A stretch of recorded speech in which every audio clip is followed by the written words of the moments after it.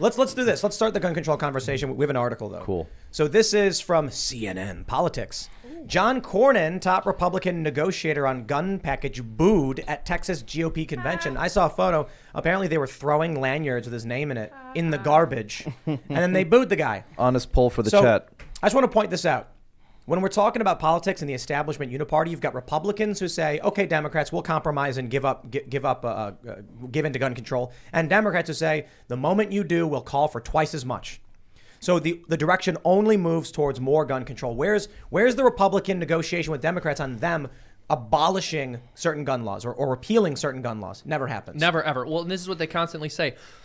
Why won't the Republicans compromise with us? Okay, well, by definition, a compromise involves both sides getting something. You're literally just asking for concessions. Right. And the Republicans give them to them. And there shouldn't be any concessions when it comes to our God-given rights. And Amen. I think that's a stance that we should be making, saying, hey, we've given enough to the government. We've given them all of our money. We've given them all of our privacy. We've given them all of our trust. And they have deceived us every single day. And when you look at history, when populations disarm, when populations give up their weapons, when populations become defenseless, it's when governments are able to do whatever they want with them. And I think it's extremely dangerous where we're headed towards as a country.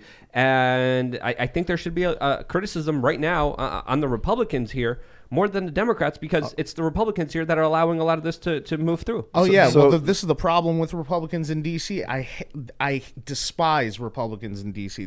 You could count on your hand how many of them you could actually rely on to be about what they're about. Right? John Cornyn, one of these guys. The problem with the Senate is that it's a retirement home, right? They go and raise the age on being able to buy guns. Why? Because they're well over the age, right? It doesn't affect them. And so the Senate Republicans, Cornyn is already putting up the signal right now that he's about to get blown out. The same thing happened to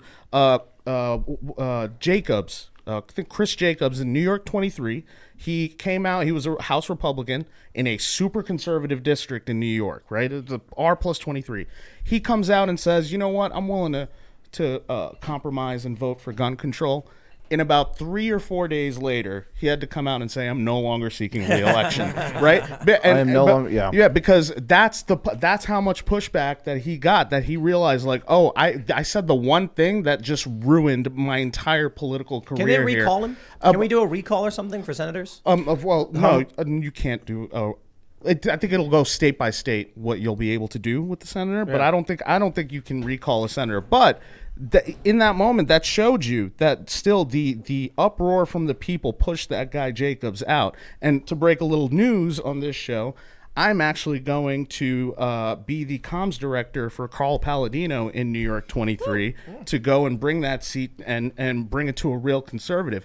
Carl Palladino, if he's elected, he will be the MTG of the North. He will raise hell in the Capitol, and we need a guy like that. A lot of gun control bills that need to be repealed. And Carl will stand up because that district was challenged on that gun control bit right there. That seat opened because of that. So Carl knows what the deal is. He's going to go make sure our inalienable rights are protected. It's really easy to look at gun rights and human rights in America. Let's remember that the right to own a firearm is a human right, and if you think otherwise, you can go find a way to not be a part of talking.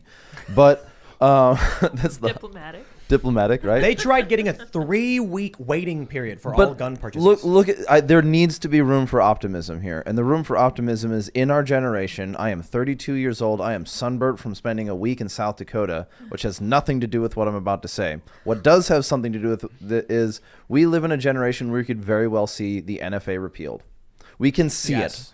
I do not believe in getting doomer pilled and saying that's the National Firearms Act. Yeah, the National Firearms Act. The reason why you can't own you have to go through a special process to own a barrel that has a length shorter than 16 inches, or to own a suppressor which protects your hearing. Suppressors make it safe for everyone. Yeah, and this kind of comes back down to that. If you think that suppressors are like Hollywood quiet and super dangerous, you don't know what you're talking about. Here's the crazy. Hold on. Here's the crazy thing too. They have handguns that are suppressed. That means they've made like, hey, we're gonna make this handgun. It's gonna be safer. It's not gonna be as dangerous. And they're like, no, that's an NFA item. It's an NFA item. So to break the stigma, why do you think he got booed? Do you think he got booed because he betrayed the Republican Party or because he betrayed the American people? The people. I'm telling you that they booed him because he betrayed the American people. Correct. It turns out when you betray the American people and you're running for Republican, you lose your seat. You betray the American people and you're running for Democrat, you become president.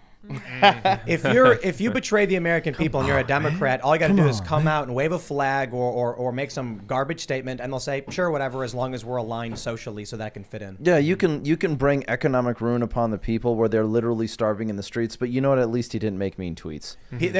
Some people are masochists. You know, Adam Schiff can lie every single day. He can push the Russiagate lies, and people just they love it. They love being pissed on by this guy, and they're going to keep voting for him. But did you know that Trump called him Watermelon Head?